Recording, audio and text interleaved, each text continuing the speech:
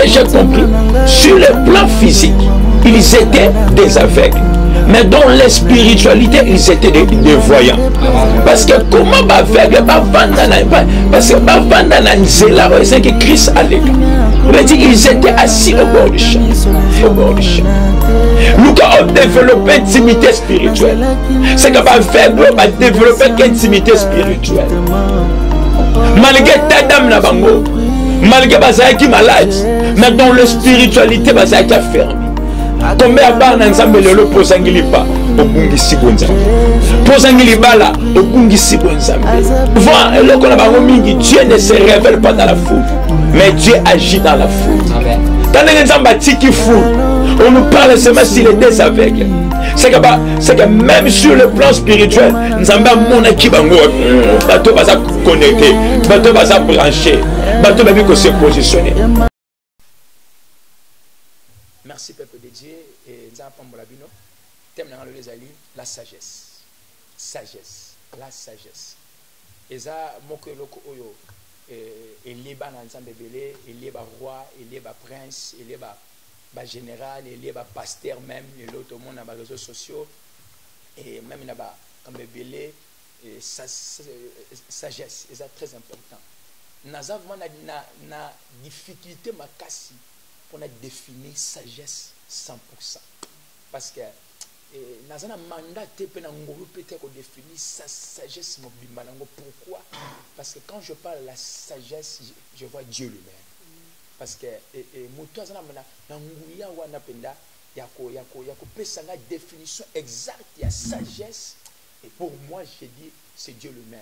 Mais maintenant, on peut savoir moi, symptôme, moi, signe, oyo sagesse etalisinga comment un homme sage akoki kotambola akoki komeka kozala nini oyo moto ya bwana wane ezoporte na vie na ye.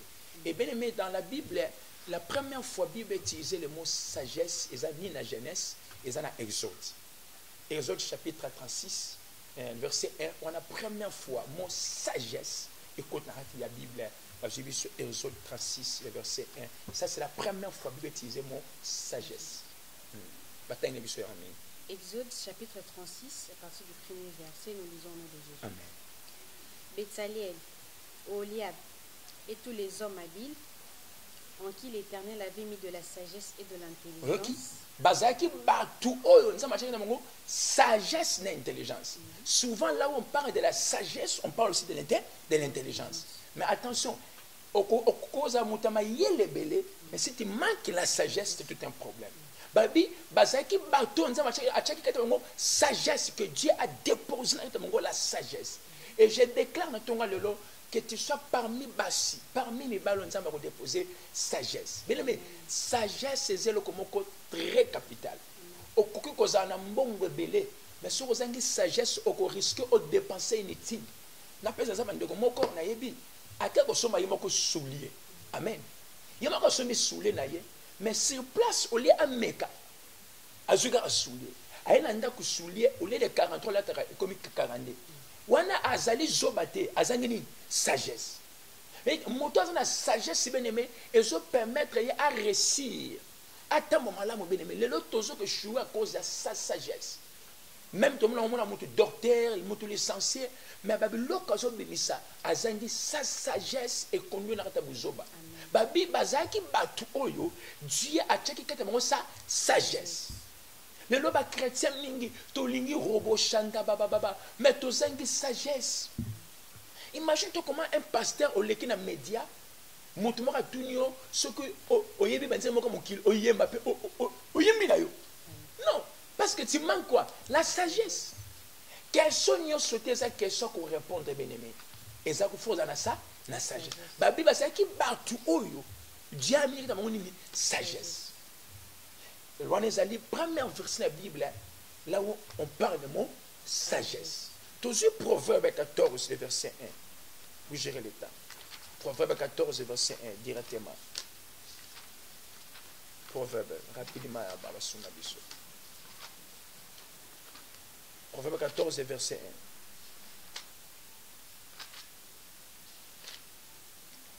1. Ok. Lis directement. Proverbe chapitre 14, verset 1, nous lisons au nom de Jésus. Amen. La femme sage bâtit sa maison. Ok? Moi, si il y a Bwana à Tonga, partout on parle de la sagesse, il y a quelque chose qu'on parle construire. Amen. La sagesse ne détruit pas. Moto ya Bwana a échoué. Je n'ai pas de constance, Fanny. Donc, quelque temps, partout on parle de la sagesse, on parle le mot construit, bâti, construit, bâti. C'est que moto a mais sagesse, c'est Tonga Kamuto à réussir. Ozo que échouer mingi parce que tu manques la sagesse. Au cause à sérieux, au cause un homme intègre. Mais si tu manques la sagesse, c'est ça le camou bien aimé. Au cause à peine la raison. Moi je suis un Ndumba. À ça qui a raison, il y a moi naïe. Pour baïbe que moi na. Mais ni ne sait qui a son moi n'était. Pendant tout le temps on a muninga na ba soni bango balé moi na à ça qui sagesse. Mais tant va coûter na Salomon. Amen. Amen. Tant va coûter na Salomon homme sage. Yo ka piège abi si bango bon. Na ko simplement na ngo sani bo kabola ye. Et Salomon alingaka découvrir nani mukolo ya moi na. Et à sentir abi moi ça abi na koka ko moi était moi na ngana baboma ye ba kate na misu nga. Directement le roi comprit yende mukolo moi na. La sagesse bien-aimé. Moto atambo na sagesse atongaka. Et puis ça récite victoire. Tala yaya. Libano ezaki bien à cause de la sagesse. Aux angines sagesse. Yo zaka mobala lobby yo pe lobby. O sakana nganga pe na mutu yaya. Moi c'est ça kabeloté. Eza taïté, eza sagesse. Bien mais moi soit linga longa la libana il faut ça la tendresse. Moi si instrument ya britel zaka moi si té. Yo mo bala ngoma bala té beleme libala ko kufa sagesse. Batu mingi même na vie à cause de sagesse obeta na sekelo ezaki permis ça ni obeta. Yo mo so moni oso beta ma solo non bien-aimé. Babi, la femme sage bâtit sa maison. C'est que je comprends, là où on parle de la sagesse, c'est ça pendant qu'on bâtit pour construire, pour produire la réussite, la vie. Sagesse. Aux autres que je suis à cause de la sagesse. Aux autres 100 000 francs congolais. Au côté bar, au lait, 90 000 francs congolais. Frère, il y a un temps où il y a bongo, nous se silit. Après comme une pauvreté, non bien aimé. Là, les Kamako Bonga, au cause d'un million. Mais ceux qui servent les autres travaillent au cochu. Au cause de la serre en Christ, je vois qu'il toko. Mais mangala na yo, ma réponse mes anengeni.